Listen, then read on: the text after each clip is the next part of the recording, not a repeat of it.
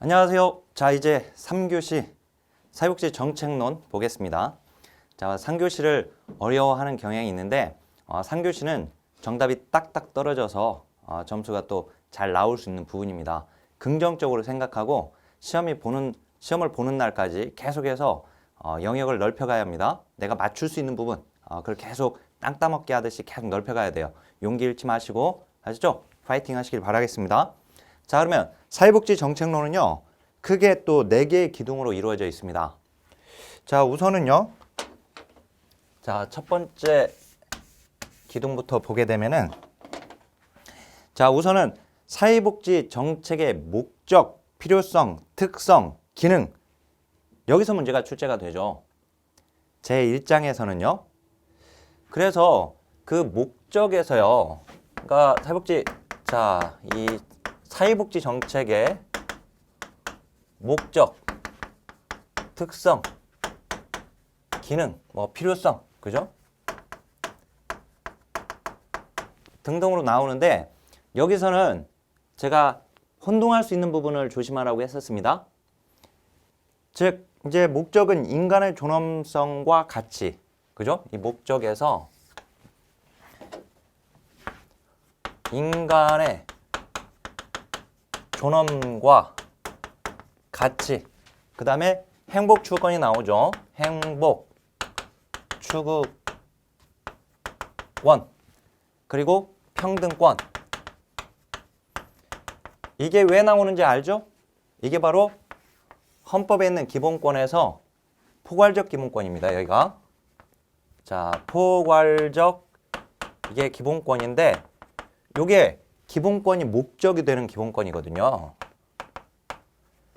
그리고 얘를 이루기 위해서 존재하는 것이, 즉 수단으로서 개별적 기본권이 존재하죠. 이 개별적 기본권이 존재하는데 이 개별적 기본권에 우리 헌법에 4가지로 되어 있습니다. 첫 번째, 이 자유권적 기본권, 그리고 사회권적 기본권, 그리고 참정권, 그리고 청구권적 기본권, 이렇게 4가지가 있거든요. 근데 여기서 사회권적 기본권, 요게 헌법 제 31조부터 36조까지 되어 있어요. 규정이 되어 있어요. 근데 거기서도 특히 중요한 것이 바로 헌법 제 34조죠. 이게 자, 우리 법제와도 관련되어 있잖아요. 그죠? 인간다운 생활할 권리. 다운 생활권입니다. 이게. 자, 사회복지 정책이 존재하는 이유는 뭐냐? 바로 요걸 위해서 헌법에 규정되어 있는 사회권적 기본권을 구체화시킨 것이 사회복지법이고 결국 사회복지 제도이고 이것이 사회복지 정책인 것이죠. 네. 그러니까 결국 사회복지 제도 정책의 목적은 여기 사회권적 기본권, 특히 이제 헌법 제34조 인간다운 생활할 권리, 그 다음에 얘가 목적으로 하고 있는 여기 이 3가지도 사회복지 정책의 목적이 되는 겁니다. 그 다음 이제 그 이외에 또 여러 가지 나와요. 자립성 유지, 개인의 성장과 개발, 이거 다 맞는 거예요. 필요성에서도 보게 되면은 필요성에도 자, 자립성 유지 또는 개인의 성장 개발, 이게 직접 실천이 아니고 간접 실천인데 이게 맞나? 맞아요. 자, 그리고 소득 재분배죠. 소득 재분배. 특히 이제 이 기능에서요. 중요한 게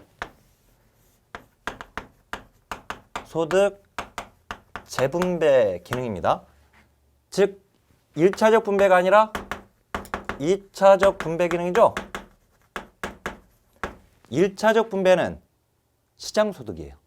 즉 시장에서 우리가 내 노동력을 팔아가지고 그래서 그에 대한 대가로 받는 임금, 그게 바로 1차적 배분이에요. 근데 1차적 배분은 능력에 따라서 배분을 하다 보니까 능력 있는 사람들이 많이 가져간단 말이죠.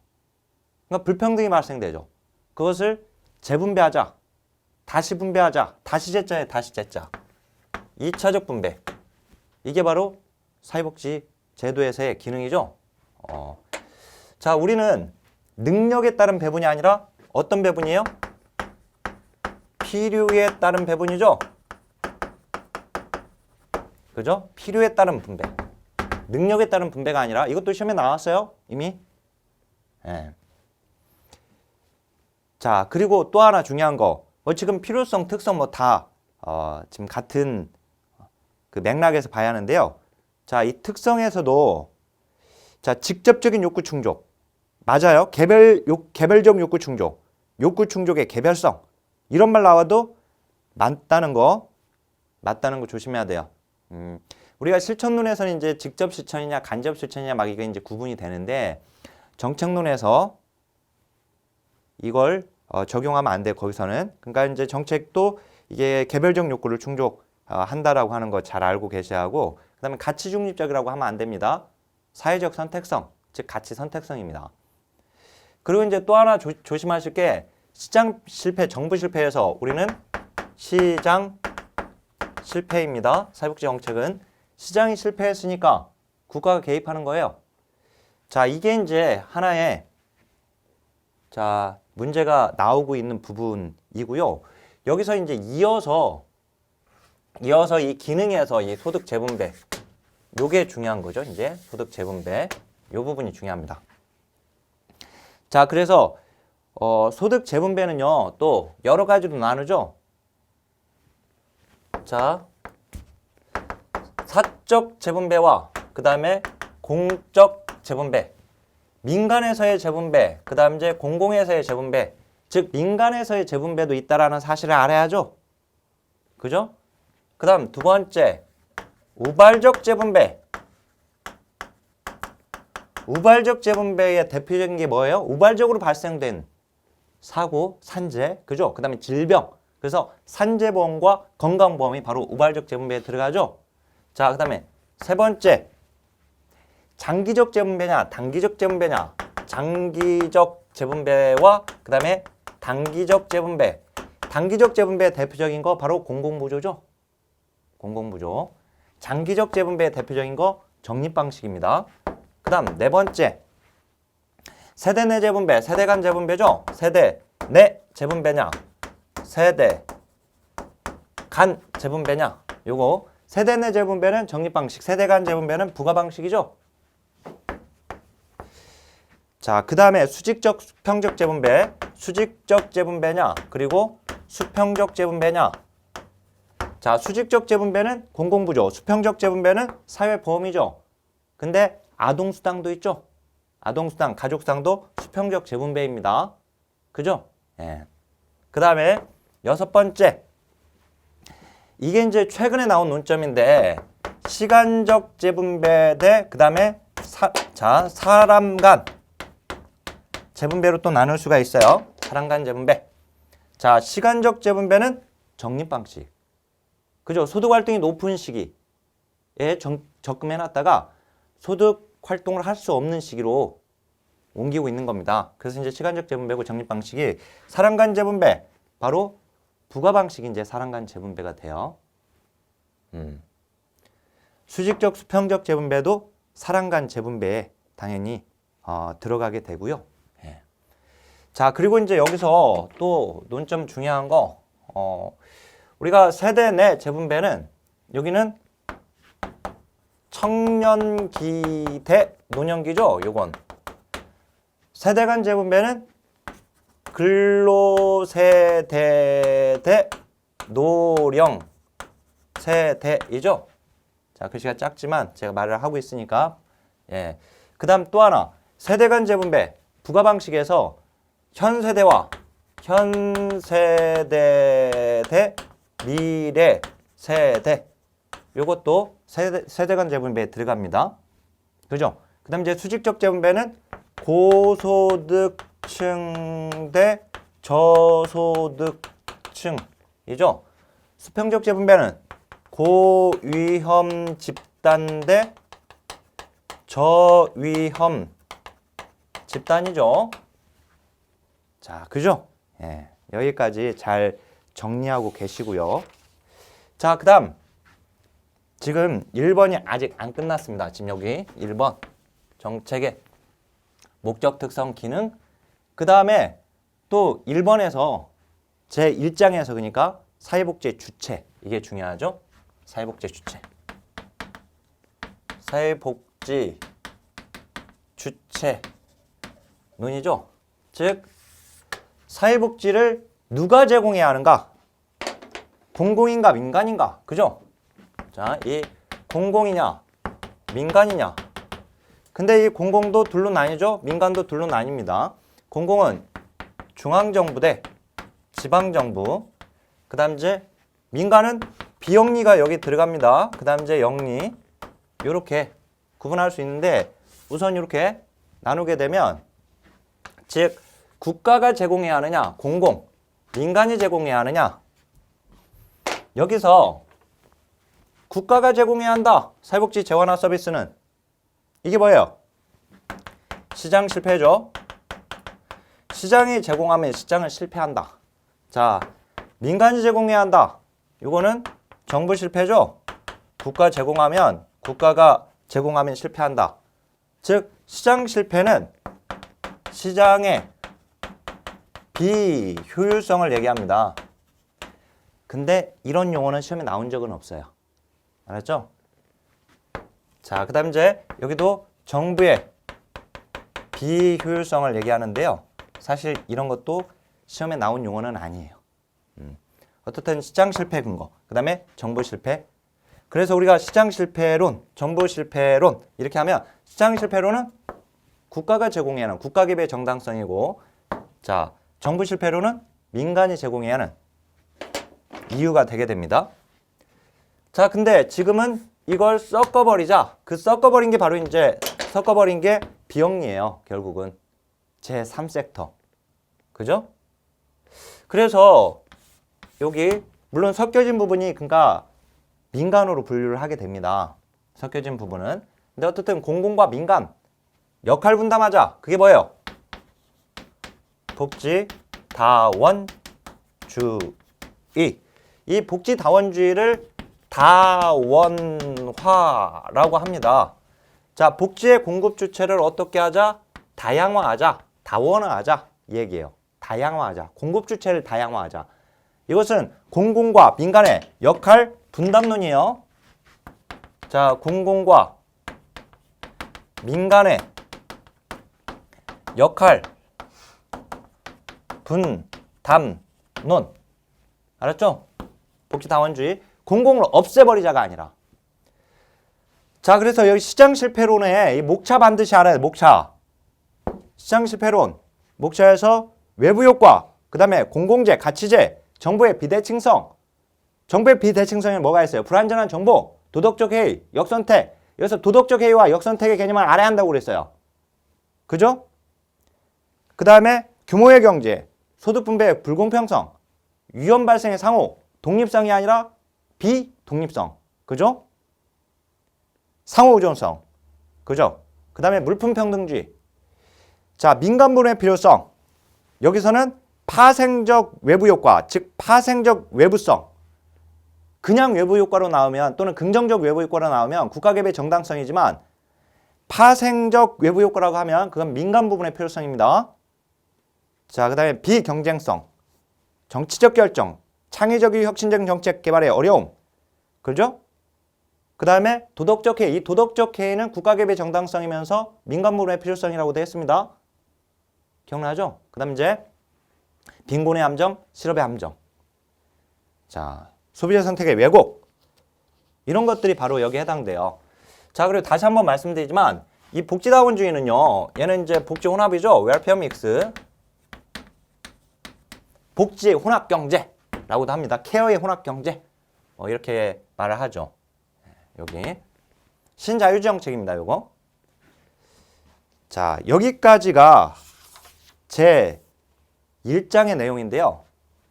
시험에 나올 부분은 결국 여기 목적, 특성, 기능에서 한 문제가 나올 수 있고요. 여기서 그 다음에 이제 기능 중에 소득 재분배가 한 문제가 나올 수 있죠. 여기서 한 문제, 여기서 한 문제. 그 다음에 그러니까 재분배 요 내용. 그 다음에 또 주체 논의에서 한 문제가 나올 수 있어요. 이렇게. 자, 그 다음에 이제 제 2장으로 가겠습니다. 지금 기둥 하나에서 사회복 정책에 의해서 지금 설명하고 있는 부분인데요. 자, 두 번째 기둥. 그러니까 첫 번째 기둥에서, 그러니까 두 번째 내용. 이제 2장인데요, 2장. 2장. 자, 사회복지 정책의 가치. 사회복지 정책의 가치에서 이제 문제가 출제가 되는데요. 여기서 지금 한 문제 내지 두 문제가 지금 출제가 되고 있습니다. 자, 우선 이제 정책 가치에서는 첫 번째 평등이 나오죠. 평등. 먼저 기회의 평등. 요거는 이제 출발선에 설 수 있는 기회를 똑같이 주는 거죠. 그래서 설 수 있는 기회를 주고, 즉 과정상 기회를 주는 거예요. 그래서 과정상 평등이라고도 합니다. 이걸 요 땅 하면 달리겠죠? 그래서 10명이 뛰었으면 1등에서 10등까지 나올 겁니다. 그죠? 자, 능력에 따라 자원을 배분한다. 그게 바로 비례적 평등이죠. 자, 이때 비례라고 하는 말이 무슨 말이에요? 이때 노력에 비례해서, 그 사람의 기여에 비례해서, 그 사람의 능력에 비례해서, 그 사람의 욕구에 비례해서 자원을 배분하는 겁니다. 자, 이게 비례적 평등인데, 이것이 공평이에요. equity, 형평. 공평성, 형평성이라고 합니다. 비례적 평등. 우리는 능력 있는 사람이 더 줘야지 그게 공평하다고 생각해요. 노력한 사람한테 더 줘야지 공평하다고 생각하죠.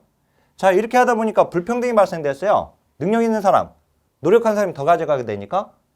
그래서 그 불평등에 대해서 다시 분배하자. 다시 쟀자. 그래서 그 결과를 다시 분배하자. 이게 바로 결과의 평등이에요. 자, 결과의 평등은 모두 10명이 뛰었으니까 똑같이 10개 가져가자. 똑같이, 그러니까 하나씩 가져가자. 그러면 수량적, 모두가 똑같이 한 개씩 수량적 평등이고요.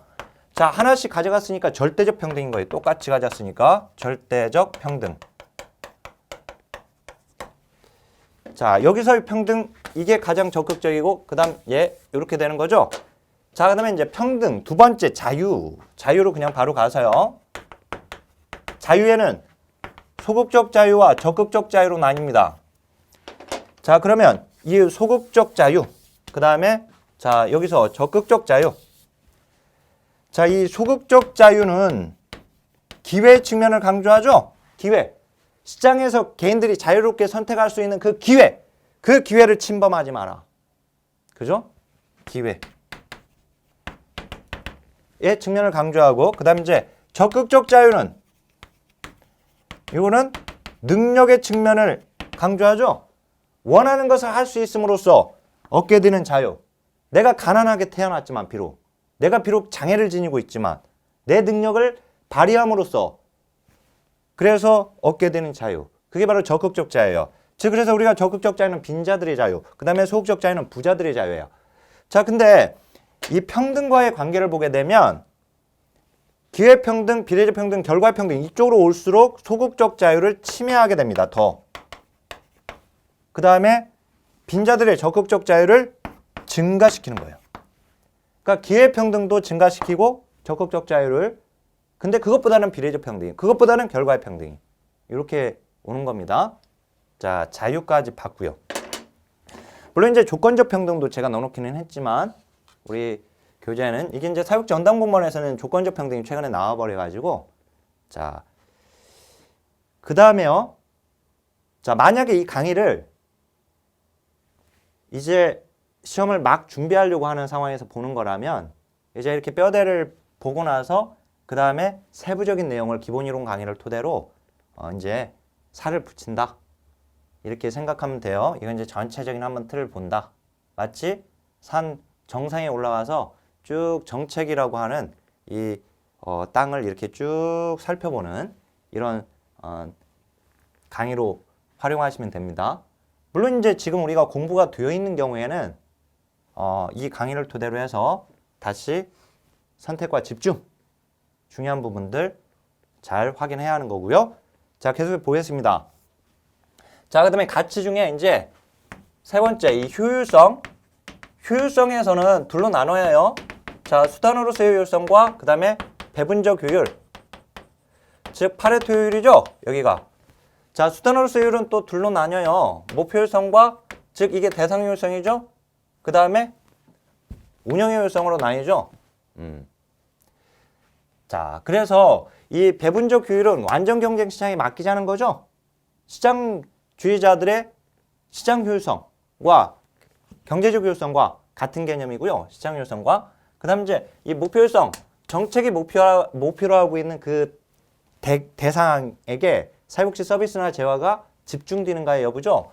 따라서 이 목표 효율성은 선별주의 제도에서 목표 효율성이 높고, 운영 효율성은 행정이 간편할수록 그 정책을 집행하는데 행정비용이 적게 들어갈수록 운영 효율성이 높은 겁니다. 따라서 이 보편주의가 운영 효율성이 높은 겁니다. 이렇게 효율성. 그 다음 이제 네 번째, 사회적 적절성이죠. 사회적 적절성은 뭘 적절하게 충족하자는 거예요? 원하고 바라는 것까지 적절하게 충족하려고 하는 게 아니라고 그랬죠. 시장에서는 원하고 바라니까 자원이 배분되지만 사회적 적절성에서는 원하고 바라는 것까지 충족이 아니라 여기서는 뭘 충족시켜요? 욕구를 충족시키려고 하는 거죠. 근데 욕구는 절대적 욕구와 상대적 욕구로 나뉠 수 있는데요. 특히 사회적 적절성은 생존권의 위협을 느껴서, 그러니까 기본적인 욕구조차 충족되지 못하고 살아가는 사람들, 그런 사람들에게 욕구가 충족될 수 있게끔 자원을 적절하게 배분해 주는 겁니다. 그러니까 이 절대적 욕구에 최저 생계비, 그 다음에 최저임금, 그 다음에 빈곤선, 이런 제도들이 절대적 욕구를 충족시키기 위한 제도이고, 이건 사회적 적절성의 가치를 실현시키기 위한 거예요.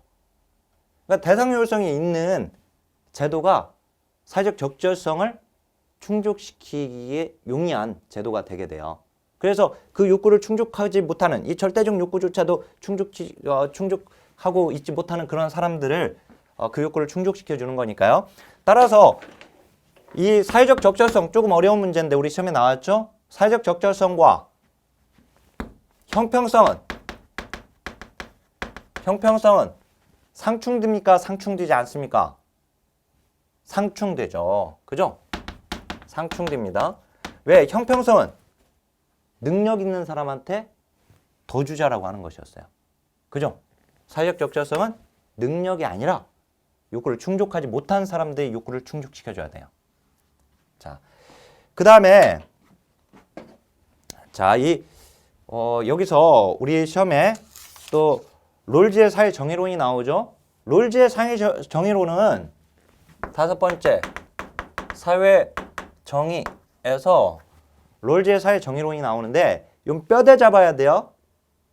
원초적 상황에서 사람들이 무지배의 상태에 있다 보니까 정의 원칙에 합의하게 된다. 그죠? 그래서 정의 원칙을 만들게 되는데, 그게 제1원칙과 제2원칙으로 나뉘죠. 근데 제1원칙이 기본적 자유의 원칙이죠. 그 다음에 제2원칙이 바로 정당한 불평등의 원칙. 근데 그게 다시 둘로 또 나뉘죠. 기회평등의 원칙과 차등의 원리로 나뉘고, 이 차등의 원리가 거기에 최소 극대화의 원칙이 거기에 들어가 있다라고 하는 거. 제1원칙이 앞선다는 거, 2원칙과 제1원칙과 제2원칙에서는 1원칙이 앞서고, 2원칙 내에서 다시 기회평등의 원칙이 차등의 원칙보다 앞섭니다. 자, 이렇게 하면은 기둥 첫 번째 끝났습니다. 자, 이 가치에서 문제가 몇 문제? 한 문제 내지 두 문제가 출제가 돼요. 선택과 집중이 중요합니다. 선택과 집중이 중요해요. 제가 오프라인 대학에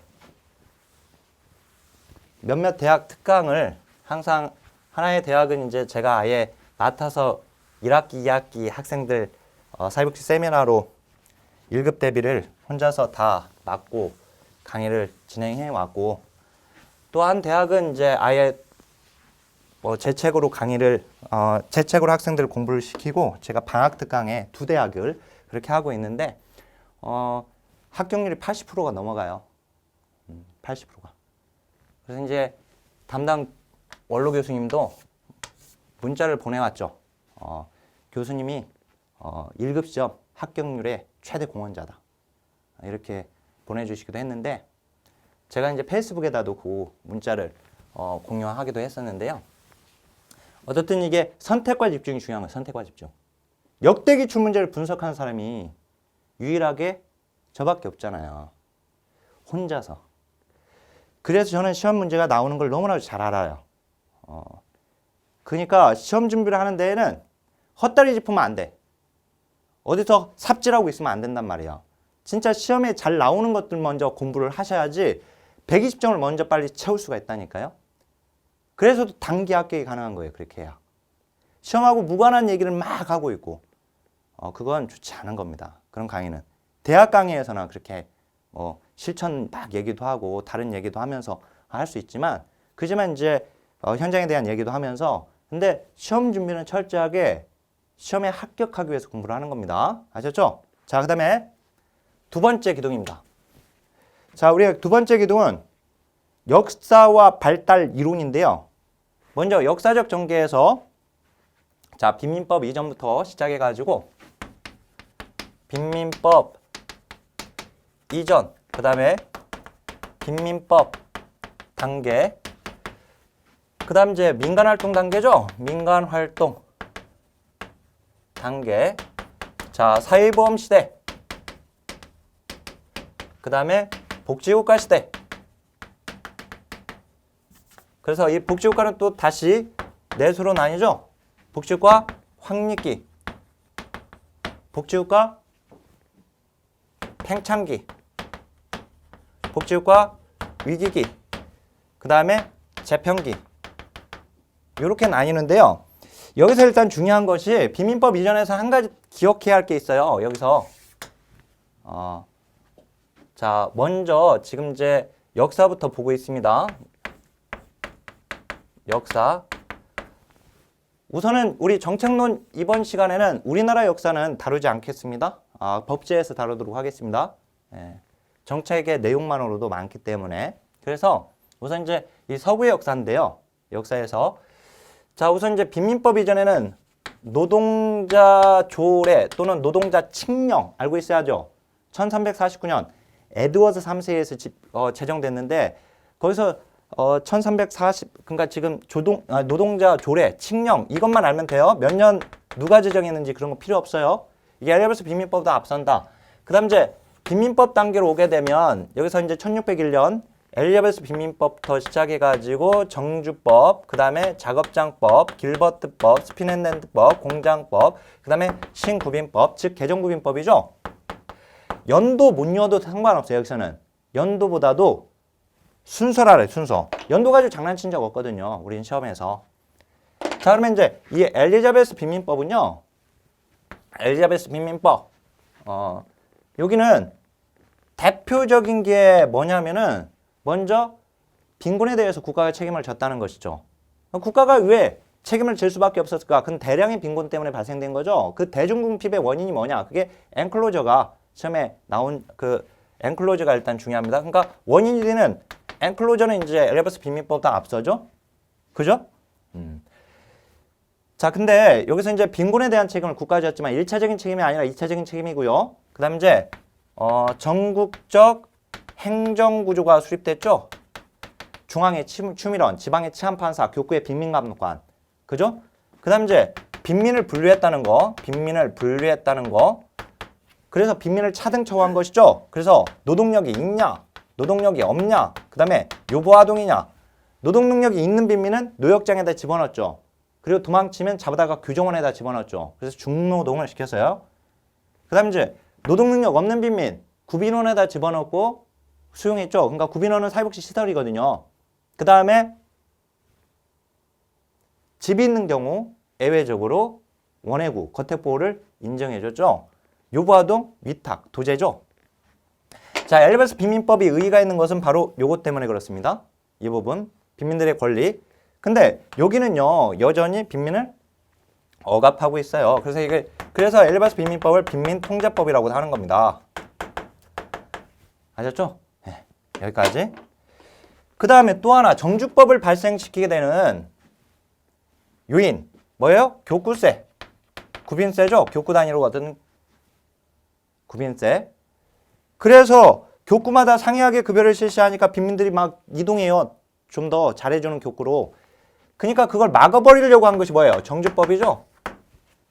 정주법, 주거지를 정한 법. 정주법은 두 가지 이유 때문에 정주법이 제정되는데 첫 번째, 농업자본가 입장에서는 노동력이 이동하는 거기 때문에 그거 막으려고 했고 두 번째, 교구민들 입장에서는 자기 지역으로 잘 사는 사람이 이동하는 것은 상관없는데 못 사는 사람 빈민들이 이동해 오는 것은 자신들의 구빈세를 증가시키게 되는 요인이기 때문에 그걸 막으려고 했던 겁니다. 이걸 아담 스미스가 국보론에서 이걸 비판한 것이고요. 그죠? 그 다음 이제 아주 혹독한 법인 작업장법이 등장하게 되죠. 자, 여기서 빈민을 여기 엘리바스 빈민법에서 노동 능력이 있는 빈민, 즉 가치가 있습니까 없습니까? 가치가 없는 빈민. 그죠? 그다음에 노동 능력이 없는 빈민이 이제 가치가 있는 빈민이죠. 자, 근데 이거 헷갈리면 안 돼요. 구제할 만한 가치가 있냐 없냐 이렇게 따져봐야 합니다. 자, 근데 물론 이제 이렇게 지금 가치 있는 빈민이냐 없는 빈민이냐 이게 COS에서도 그대로 적용이 됐었죠. 구빈법의 이념을 기초로 한다. COS는. 자, 근데 어차피 노동 능력 있는 빈민은 노역장, 작업장에다 집어넣었었는데 이제 빈민들이 가졌던 최초의 권리 침해됐다. 즉 그 말은 여기 없는 빈민과 그 다음에 요부아동까지 작업장에다 다 집어넣어버리죠. 그게 작업장법입니다. 자, 그리고 이제 길버트법과 스피넨랜드법, 공장법은 좋은 법인데 우선 길버트과 스피넨랜드법을 빈민법의 인도주의화라는 표현을 씁니다. 길버트법에서는 실질적인 원해구제의 효시다. 원해구제 하면 무조건 길버트법. 스피넨랜드법은 지금의 가족수당, 그죠? 최저 보장 수준을 노동자들의 저임금을 보충해서 그래서 임금 보조제도이죠. 이것은 가족을 부양할 수 있을 정도까지 가족수 곱하기 빵값으로 결정을 했죠. 자, 공장법은 당시에 방직업이 발전하니까 아이들을 막 일을 시키는데 4살짜리 아이도 일을 시키고 아이들을 막 16시간, 18시간 일을 시키니까 그걸 노동시간을 제한했던 법이죠. 그래서 노동요건을 개선했던 법이고요. 자, 근데 길버트법에서 그리고 스피넨랜드법에서 이게 좋은 법이다 보니까 구빈세가 증가하게 되는데 그걸 막아버리려고 했던 거, 억제하려고 했던 것이 개정구빈법입니다. 따라서 개정구빈법은 억압정책으로 돌아서게 되는 것이고요. 이 개정구빈법의 사상적 기반이 멜서스주의라고 했죠. 그죠? 어떻든 이 개정구빈법, 1834년 개정구빈법은 왜 제정됐습니까? 스피넨랜드법과 길버트법 때문에 그런 거예요. 구빈세가 증가됐다는 거. 근데 이 개정구빈법의 4가지 원칙, 전국적 통일의 원칙, 그 다음에 작업장을 재설립하죠. 작업장의 원칙, 즉 작업장 재설립의 원칙, 그 다음에 작업장 심사의 원칙, 심사, 그 다음에 열등처우의 원칙이죠. 이 열등처우의 원칙을 잘 정리해서 알아야 돼요. 자, 이 열등처우의 원칙에서 2가지를 반드시 기억해야 하는데 첫 번째, 이건 비례적 평등이다. 그죠? 비례적 평등. 두 번째, 얘는 뭐예요? 또 공공부주의 보충급여의 생계급여가 바로 열등처우 원칙을 적용하고 있는 것이죠. 자, 거기까지 알고 있어야 합니다. 자, 그다음에 이제 민간활동 단계에서는요. 여기 민간활동 단계 2가지가 중요하죠. COS와 SHM. 이건 우리가 실천해서 이미 봤고요. 자, 사회보험 시대. 요때 2가지, 독일에서 3가지 만들어지고 영국에서 1가지가 만들어지죠. 즉 독일에서 질사년 3가지가 만들어지고 영국에 이제 1911년에 국민보험법에서 제1부가 국민건강보험, 제2부가 실업보험. 그죠? 자, 복지국가 시대로 오게 되면은요. 이 복지국가 시대는 이제 확립기에 이게 1925년부터 1945년까지를 얘기하는데요. 물론 연도는 안 외워도 상관은 없습니다. 우리가 이제 1920년대부터 1945년까지를 얘기하는데 이때 중요한 게 2가지가 있어요. 뭐예요? 첫 번째, 1935년에 미국의 사회보장법. 이 사회보장법의 구조 반드시 알고 있어야 하고요. 그 다음 두 번째, 1942년 베버리지 보고서죠. 이 베버리지 보고서는 주제도가 자, 이거 일단 미국의 사회보장법은 사회보험 2개, 공공구조 3개, 사회복지 서비스로 이루어져 있죠. 이때 사회보험 2개가 뭐예요? 노령과 실업보험, 그죠? 노령은 연방, 실업보험은 주정부, 공공부조는 연방지원. 이것도 다 알아야 하고, 그 다음 이제 베버리지 보고서에서 주제도는 사회보험제도, 보조제도가 공공부조제도, 그죠? 자, 그런 내용들 다 알아야 돼요. 사회보장의 전제조건 3가지, 그 다음에 사회보험의 6대 원칙, 5대 사이약, 이런 것들 반드시 알고 있어야 하고요. 자, 굉장히 중요한 부분이고, 자, 이 팽창기가 제1의 길. 이게 정의라고 한다면 이에 대한 반어로 등장한 것이 제2의 길. 그죠? 그 다음 이제 얘와 얘를 묶어버려서 나오고 있는 게 재편기의 바로 제3의 길. 이렇게 나오는 겁니다. 네. 자, 이 역사 굉장히 중요한 부분들 잘 정리를 하고 있어야 하고요. 그 다음 역사가 끝나고 나면 이제 우리나라 역사는 제가 법제에서 간략하게 또 다루어 드리겠습니다. 뭐 밴드, 뭐 그리고 이제 페이스북 뭐 등등에다가 반드시 외워야 할 우리나라 법 연도 제가 공개해 놓기도 했는데요. 물론 이제 모두의 자격증, 학습 자료실 등등 잘 확인해 보시고요. 그 다음 두 번째인데, 두 번째 기둥에서 자, 두 번째 사회복지 정책의 이론과 사상이죠. 이론과 사상인데요. 자, 여기 이론은요 크게 3가지예요. 첫 번째, 먼저 사회복지 제도 발달 이론, 사회복지 제도 발달 이론인데, 사회복지 제도 발달 이론 5가지죠? 5가지 알아야 하고, 사회 양심론, 음모 이론, 산업화 이론, 시민권론, 확산 이론. 그 다음 이제 두 번째, 복지국가 발전 이론에서 연신 마르크스주의 이론, 즉 독점 자본주의 이론이죠. 그 다음에 뭐 있어요? 다원주의, 즉 이익집단 이론이죠. 이걸 다원주의 이론이라고도 합니다. 그 다음에 다원주의 변종, 조합주의 이론, 즉 코퍼레티즘 이론. 그죠? 그 다음에 삼인주의 이론, 국가중심론. 5개 알아요. 5개. 자, 세 번째, 복지 유형론. 복지 유형론에서는 제 학자들이 나눴던 거, 특히 이제 2분법, 3분법, 4분법, 그 다음에 6분법 기억해야죠. 렌스 길러보의 2분법, 티트머스의 3분법, 그 다음에 조지 오웰 등의 4분법과 6분법 반드시 기억하시면서, 그러면서 여기서 중요한 거 에스핑 앤더슨의 복지국가 유형론. 뭐 이건 그냥 시험에 나오죠. 이 2가지에서 한 문제 나오고, 그 다음에 에스핑 앤더슨에서 또 한 문제가 나오고, 그죠? 기본적으로. 그 다음 이제 네 번째, 이게 자, 여기까지가 이론이고요. 그 다음 이제 사상입니다. 여기 사상에서는요, 우리가 중상주의, 그 다음에 자유방임주의, 케인즈주의와 삼인주의, 그 다음에 다시 복지국가 위기의 신자유주의. 근데 뭐요? 이제 제3의 길이 굉장히 중요하죠? 제3의 길. 이 제3의 길, 제1의 길과 제2의 길을 합해서 제1의 길도 지양하고 제2의 길도 지양하죠. 여기서 이제 적극적 복지를 강조하죠. 이거 유럽 좌파의 부활입니다. 인간의 얼굴을 한 자본주의 만들기. 그죠? 적극적 복지 전략 3가지 중에서 2가지가 시험에 잘 나오는데, 복지, 다원주의, 그 다음에 사회투자국가. 이게 이제 굉장히 중요하죠. 자, 사회투자국가는 구빈곤의 개념으로 접근한 게 아니라 신빈곤의 개념, 그죠? 사회적 배제의 개념으로 접근하고 있죠. 직접적인 경제 혜택보다 인적 자본, 사회 자본에 대한 투자를 하자. 그래서 그들에게 일할 능력을 갖게 해서 일할 기회를 주자. 그래서 기회평등으로 연결되죠, 얘가? 그죠? 기회평등이 이거. 그래서 사회적 배제를 당한 시장에서의 경제적 패자, 밖으로 튕겨져, 시장 밖으로 튕겨져 나간 경제적 패자들에게 직접적으로 돈을 주지 말고 그들에게 일할 능력을 갖게 만들어서 일할 기회를 주면 일하게 되면 그들이 사회 구성원으로서 일을 하게 된단 말이죠. 그죠? 사회적 포섭이 된 겁니다. 그죠? 자, 이 부분들인데 이거 잘 기억해야 돼. 마무리 잘 정리하셔야 합니다. 예.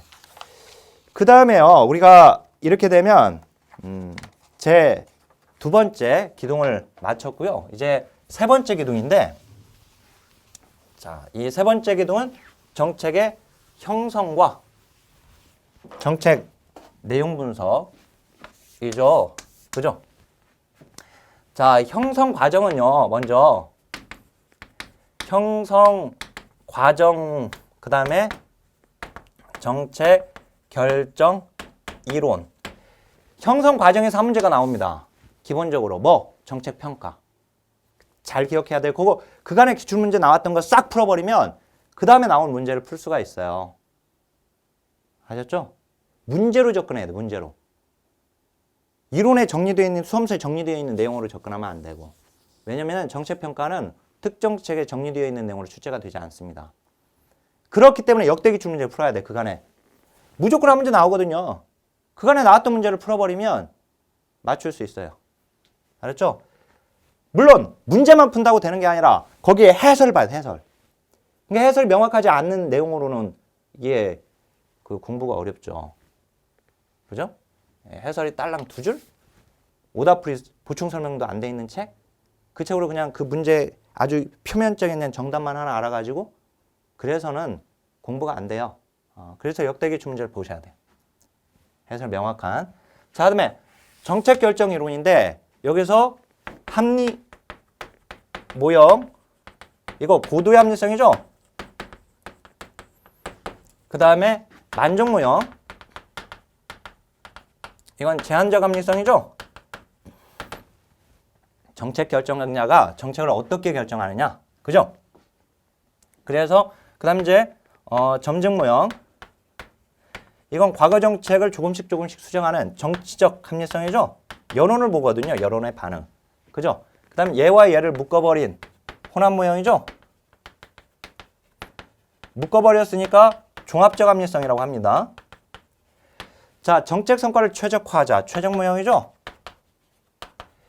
정책 성과를 최적화한다는 말은 뭐예요? 정책의 투입보다 산출이 커야 한다. 즉 효율성이죠. 투입 산출.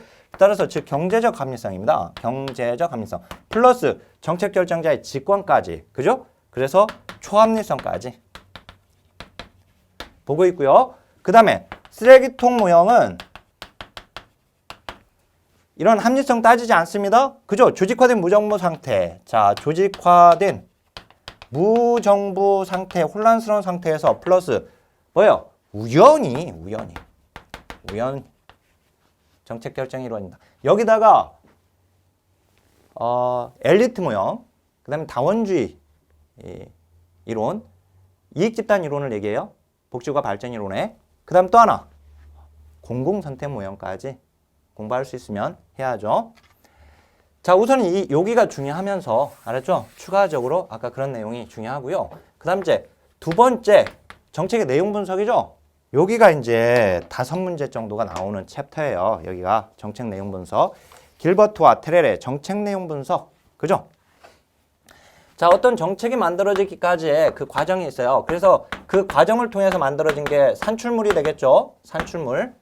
자, 어떤 형성 과정을 겪어서 정책의 형성 과정을 거쳐서 산출물이 나옵니다. 이게 뭐예요? 이게 정책이겠죠? 정책을 만든 거니까. 만들어진 정책을 어떻게 했겠어요? 집행했겠죠. 집행하고 나서 그 결과가 나왔겠죠? 그죠? 그래서 여기서 그 형성 과정을 분석하는 것을 과정 분석이라고 합니다. 과정 분석. 이 과정 분석. 형성 과정은 정책을 만들어나는 그 계획 과정이에요. 그래서 여기가 계획과예요. 계획과. 그죠? 자, 반면에 이제 산출물. 이 산출물 자체를 분석하는 걸 산출 분석, 산물 분석이라고 합니다. 정책의 그 내용 자체를 분석하는 내용 분석이 돼버리죠? 여기가. 그래서 내용 분석이 되는 거예요. 만들어진 정책, 산출물 분석하는 거니까 내용 분석이죠, 이게. 그죠? 만들어진 정책은 이제 집행하는 것과 관련된 행정가입니다, 여기는. 자, 이제 결과를 분석하는 거. 여기가 성과 분석입니다. 성과 분석. 자, 이건 결과를 분석하다 평가하는 거거든요. 조사 연구자예요. 조사 연구자. 조사 연구자. 알았죠? 조사 연구자. 이렇게. 자, 근데 여기서 중요한 거 요거죠? 요게 정책의 내용 분석, 그 내용을 결정하게 되는 네 가지 선택 차원이 나오게 돼요. 즉 사회적 할당, 누가 급여를 받는가? 사회적 할당. 그 다음에 사회적 급여, 그들에게 무엇을 주는가?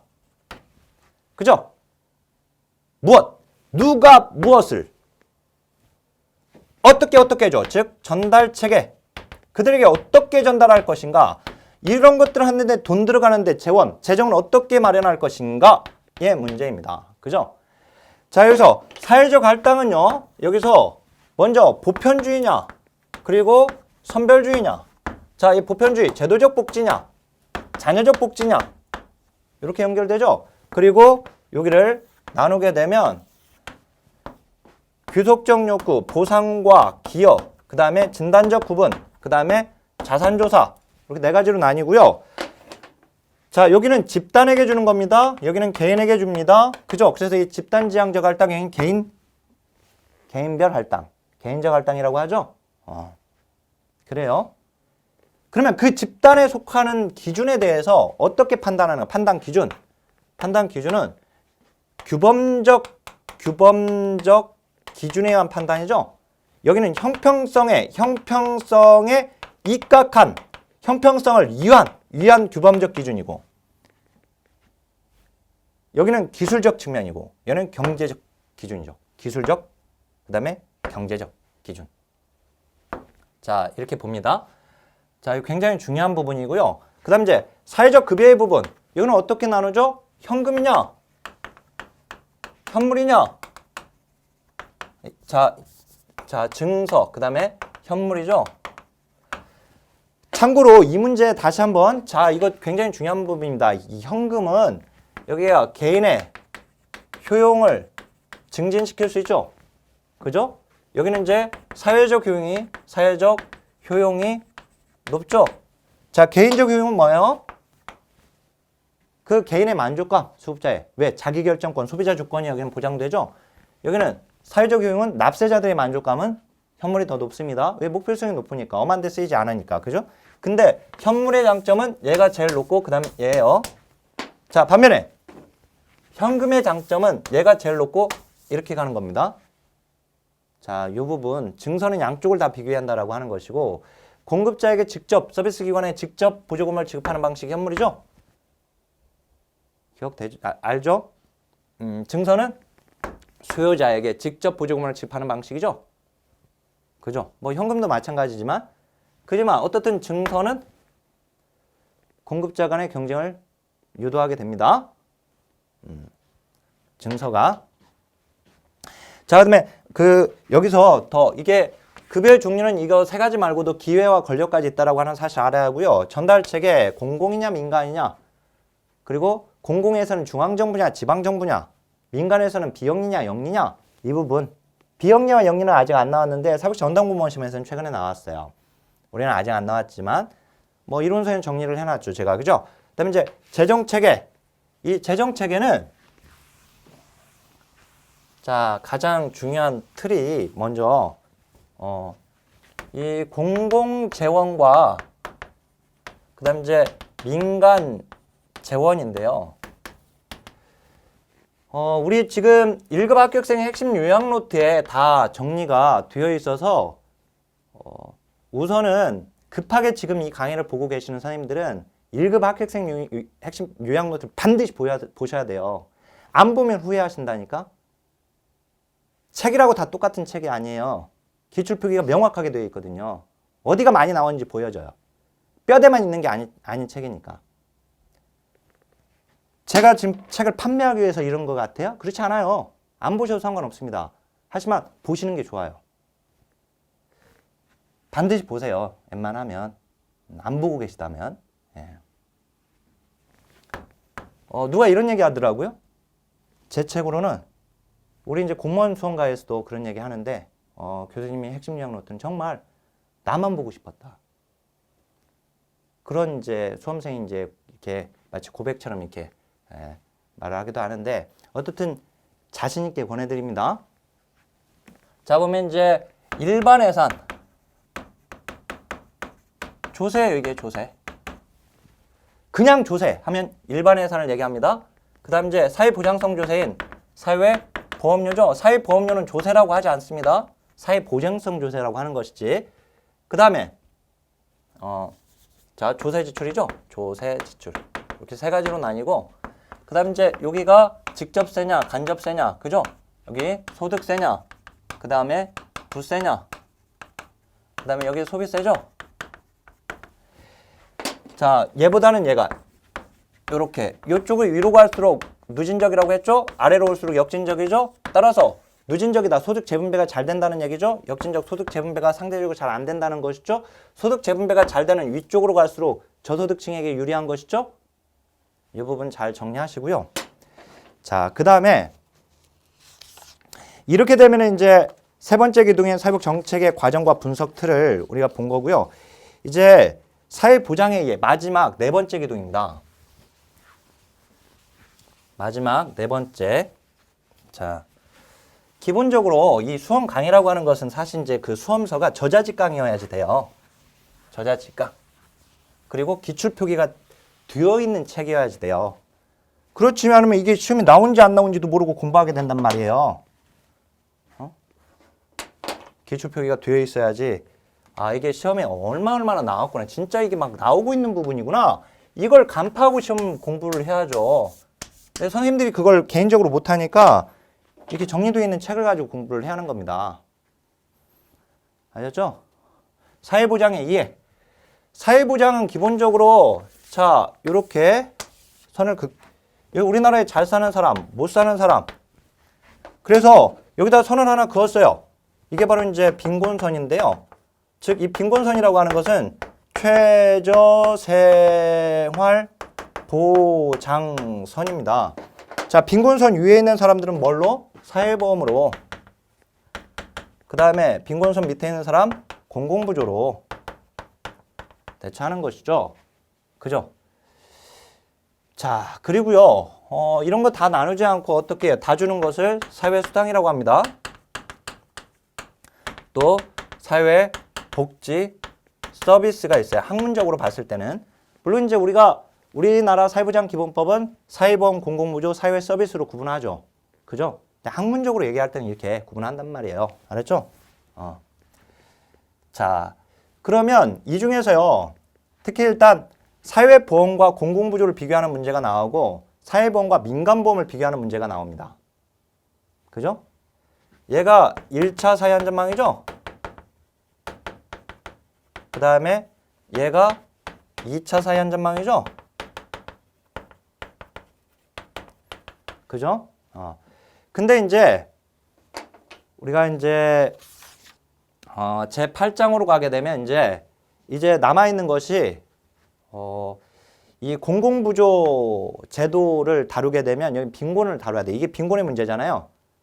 그래서 빈곤에 관련된 이론이 나오고, 그 다음에 사회보험에서는 국민연금에서 공적연금 재정운영 방식, 적립방식, 부과방식, 그 다음에 이제 건강보험에서 진료비 지불 방식이 시험에 나옵니다. 그래서 그것만 제가 이번 시간에는 다룰 거고요. 이게 공공부조법, 5대 공공부조법이 있는데 여기도 5대 사회보험법이 있고, 요거는 법제론에서 제가 기본적인 거, 중요한 것들 다시 언급을 하겠습니다. 우선 이제 빈곤의 문제예요. 빈곤의 문제. 자, 우선은 자, 1번 빈곤. 이 빈곤의 개념에서 우선은 자, 절대적 빈곤, 그 다음에 상대적 빈곤, 그 다음에 주관적 빈곤, 이렇게 나뉘죠. 근데 요거 각각의 개념을 알아야 하고요. 이걸 이제 측정 방법을 알아야죠. 자, 이거 전물량 방식과 반물량 방식, 즉 라운드 3 방식과 오샨스키 방식. 오샨스키 방식이 이제 엔겔 계수를 이용하죠. 자, 상대적 빈곤, 우리 평균 소득, 그 다음에 중위 소득. 우리나라가 이제 중위 소득을 도입한 거, 그 다음에 더 있고, 그 다음에 주관적 빈곤, 여론조사와 라이덴 방식. 그죠? 이건 기본이에요. 그 다음 이제 여기다가 사회적 배제 개념. 신빈곤이죠? 사회투자국가에서 사회적 배제 개념으로 접근한다고 했는데 이 신빈곤입니다. 다차원적인 분리죠? 그 다음에 이제 불평등과 관련돼서 먼저 빈곤의 정도. 빈곤의 정도는 크게 둘로 나뉘죠? 빈곤율과 빈곤 갭으로 나뉩니다. 빈곤율은 빈곤의 크기. 자, 여기는 빈곤의 심도죠? 그죠? 그 다음 이제 불평등을 측정하기 위한 것이 바로 로렌츠 곡선이죠. 로렌츠 곡선. 그 다음에 로렌츠 곡선을 가지고 산출하는 진위계수. 그 다음에 10분위 분배율. 그 다음에 5분위 분배율. 이렇게 나뉘죠? 요거 이제 알아야 돼요, 요거를. 특히 이제 로렌츠 곡선에서, 자, 이 로렌츠 곡선에서, 요렇게. 자, 여기는 이제 소득 누적이죠? 자, 여기는 인구 누적이죠? 자, 모든 사람이 똑같이 100만 원씩 번다고 그러면 한 사람 100만 원, 두 사람 200만 원, 세 사람 300만 원 이렇게 누적되겠죠? 따라서 로렌츠 곡선은 대각선이 그어집니다. 이 대각선이 완전 평등선입니다. 완전 평등선. 이때 진위계수는 뭐예요? 0이죠. 근데 100명 중에 99명이 아무것도 못 벌어요. 그러다 마지막 한 사람이 다 벌어요. 그러면 이렇게 직각선, 즉 수직선 또는 직각선이라고 하는 거, 얘가 바로 완전 불평등선이죠. 이때 진위계수 1이죠. 자, 그거 알아야 돼요.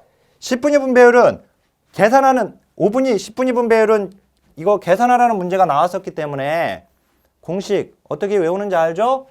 자, 10분위 분배율은 위에 소득 하위 뭐가 있다? 40 있다. 그죠? 자, 5분위 분배율. 얘들이 이제 소득 상위 하위와의 관계죠. 여기 이제 분모가 소득 상위 20%고 얘는 분자 분모 바뀌죠. 그래서 이제 여기가 소득 상위, 여기가 소득 하위 이렇게 되죠. 각각 20%씩. 자, 10분위 분배율이 커질수록 뭐? 평등. 자, 5분위 분배율이 커질수록 불평등. 그죠? 얘가 더 증가됐다는 얘기니까. 알았죠? 10평 5불. 기억하고 계시고요. 자, 이렇게 해놓은 다음에 그 다음에 이제 우리가 봐야 할 것이 이 빈곤에서 또 봐야 할 것이 이제 근로장려세제죠. 근로장려세제 반드시 알아야 돼요. 우리나라 2006년 조세특례 제한법 개정하면서 들어왔고 얘가 법은 2008년에 시행되는데 그 개정사항이 2009년부터 근로장려금이 최초로 지급되기 시작을 했다는 거. 점증구간, 평탄구간, 정강구간으로 이루어져 있죠. 기획재정부 소관부처입니다. 아셨죠? 이것도 좀 더 구체적으로 시험에 나왔는데요. 그 다음 이제 두 번째가 사회보험과 관련된 내용이에요. 결국 자, 이렇게 빈곤이 끝나면 이제 사회보험에서 자, 이제 여기 사회보험과 관련된 내용으로 먼저 공적연금제도에서 이게 국민연금, 공적연금 선택차원 4가지 있죠? 그 4가지 중에 재정운영 방식에 따라서 이 적립 방식이냐, 그 다음에 부과 방식이냐. 우리가 이제 이거 재분배에서도 봤지만 이거 세대 내 재분배, 세대 간 재분배죠? 얘가 수지 균형입니까? 수지 상등입니까? 이게 지금 생각이 안 나면 공부가 안 돼 있다는 얘기예요, 지금. 수지 상등. 여기는 수지 균형. 만약에 이게 공부가 안 되면 해당 부분 1급 합격생 핵심 요약 노트로 보시면서 1급 합격생 우리 파이널 핵심 요약 강의 해당 부분 반드시 다시 봐야 돼요. 어려운 과목은요. 다시 해당 부분 강의를 한번 들어보세요, 또. 알았죠? 자, 인구 변동에 취약한 거 부가 방식이죠? 그 다음에 제도 성숙기에 자원 활용이 가능한 게 적립 방식이죠? 우리나라 부분 적립 방식이고요. 자, 이 부분 반드시 알아야 하고, 그 다음 이제 건강보험에서, 공적연금 말고 이제 이 건강보험에서 뭘 알아야 돼요? 여기 진료비 지불 방식입니다. 우리나라 해별 수과제를 기본으로 하고 플러스 부분적으로 포괄수과제를 적용하고 있죠. 근데 여기다가 우리나라 상대가치 수과제 적용하고 있다고 해도 상관없죠. 행위별 수과제와 상대가치 수과제를 적용하고 포괄수과제를 부분 적용하고 있다. 이렇게 해도 상관은 없습니다. 근데 우리 시험에 지금까지는 행위별 수과제, 포괄수과제 이렇게 시험에 나온 것이고요. 그 다음에 이제 나머지는 자, 이 공공부조법하고 그 다음에 우리 1급에 지금 정책론에서 법제론에서 나와야 할 국민기초생활보장법이나 그 다음에 기초연금, 의료급여법 이런 것이 정책론에서도 시험에 나왔었어요. 이 공공부조법에서는. 그 다음에 사회보험에서는 5대 보험과 관련된 내용이 모두 다 우리 정책론에서도 시험에 나온 적이 있습니다. 기본적으로요. 법제론에서 공공부조법 5개 중에 4개가 시험에 나오고 그 다음에 사회보험법 5개 중에 5개가 한 문제씩 출제가 됩니다. 그러니까 총 9문제가 되는 것이죠. 기본적으로. 근데 그게 법제론만 나오지 않고 정책론에도 시험에 나오는 경향이 있다. 이렇게 생각하시면 돼요. 아셨죠? 그러면 이제 이렇게 정책론을 전체를 한번 봤습니다. 뭐 이건 이제 틀이기 때문에 내용을 공부를 해야죠. 당연히. 내용을. 그래서 이제 이 강의를 듣고 지금 혹시 기본이론 강의가 안 돼 있거나 다른 데서 엄한 강의 들었을 경우에 시험하고 무관한 엄한 강의 듣고 왔을 경우에는 반드시 1급 합격생 핵심 요약 강의를 들어야 돼요. 아셨죠? 그래야지 빠른 시간에 어떻게 해요? 단기간에 합격하려면 단기간에 집중해서 시간 투자를 해서 들어야죠. 총 32강밖에 안 되니까. 그리고 강의를 들을 수 없는 경우에는 1급 합격생 핵심 요약 노트 책이라도 반드시 보여야 합니다. 보면 깜짝 놀랄 거예요. 자, 그러면 이제 우리 정책론 전체를 한번 살펴보았습니다.